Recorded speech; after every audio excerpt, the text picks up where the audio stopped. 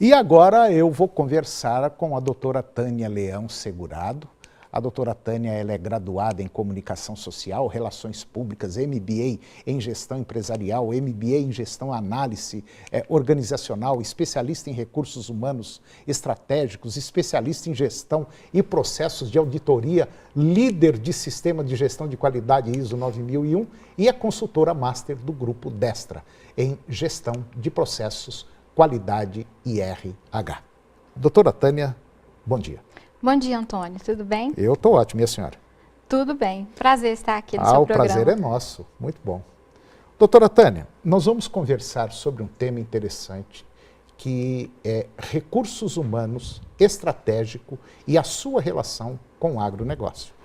E nós sabemos que há poucos anos agora não existia, por exemplo, nas organizações, nas empresas, uma área especializada em gestão de pessoas.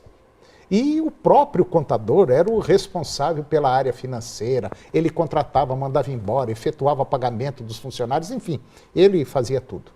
E com o passar do tempo, foi identificada a necessidade de um setor que soubesse pensar e planejar as pessoas.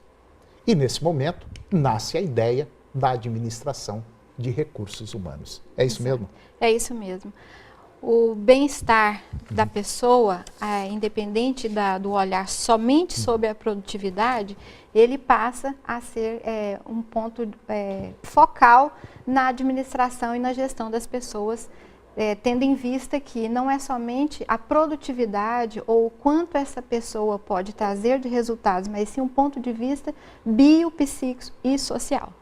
O que é ter um RH efetivamente estratégico? O que significa isso, ter um recursos humanos efetivamente estratégico? Principalmente quando o pensar vier antes do fazer.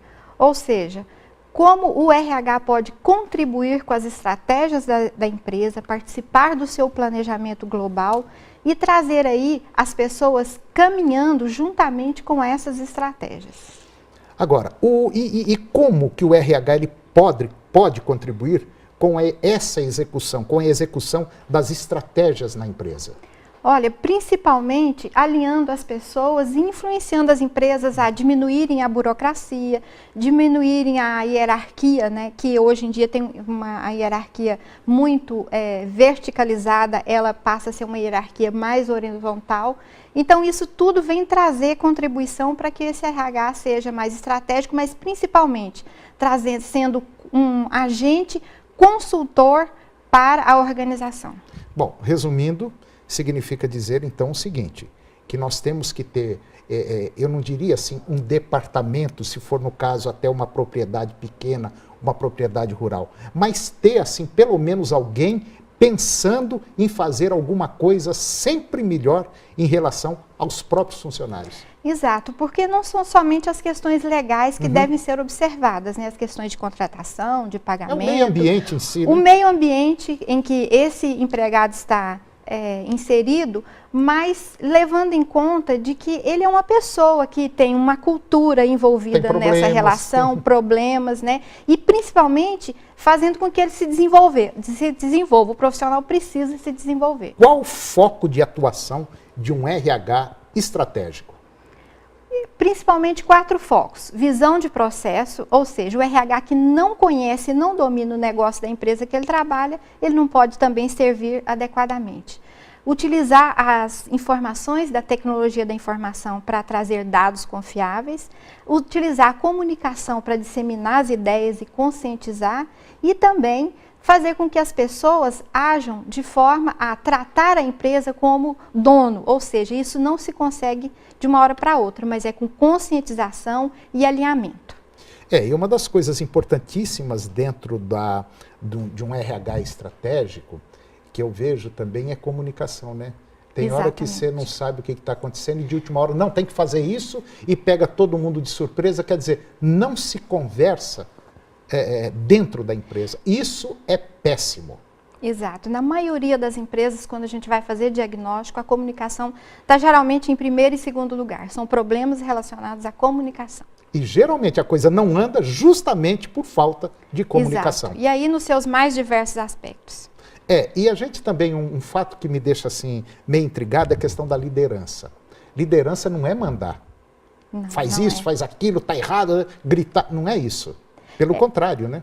Hoje em dia essa visão ela está totalmente fora de moda, né? Onde o líder ele deve ser um agente influenciador. Pensando que nós estamos tratando com adultos. Então, eu só mudo meu comportamento a partir de um bom exemplo, daquilo que vai me trazer algum benefício. RH estratégico na empresa rural, no agronegócio. Olha, o setor do agronegócio ele tem uma peculiaridade, ele é um grande gerador de trabalhos, de profissões e também de criar novas profissões. O que isso traz para quem faz a gestão de RH nos setores agropecuário? Ele precisa estar focado na qualificação das pessoas. Hoje em dia, haja vista que se nós pegarmos um simples trator, que é um equipamento que hoje precisa de qualificação, o seu operador precisa de qualificação. E caro, viu? Precisa de estar atento a essas tecnologias, mas precisa de capacidade de comunicação, como falamos há pouco, de entender sobre a sua gestão como um todo. Então, hoje nós precisamos qualificar também no agronegócio. Eu tomo por base o seguinte, você compra um implemento agrícola, uma colheitadeira, por exemplo, 1,5 milhão, 2 milhões de reais, Exato. E coloca na mão de uma pessoa que às vezes o sujeito não sabe escrever, com todo respeito, não é desmerecendo ninguém. Exato. Às vezes é uma pessoa excelente, mas ele tem que ter uma bela de uma noção, porque é um implemento caro. Exato. Aí. Então precisa ter um estudo, precisa ter uma reciclagem, precisa aprender alguma coisa. As propriedades rurais hoje são grandes empresas e precisam ser geridas profissionalmente. É verdade. Né?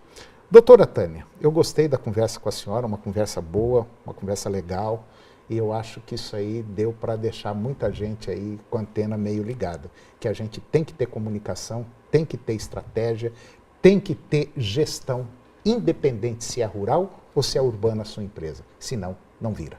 Exatamente, é preciso olhar com cuidado. Doutora Tânia, muito obrigado mais uma vez pela participação da senhora aqui no nosso programa e as portas sempre estarão abertas. Eu agradeço. Bom, e o agronegócio de hoje chegou ao fim.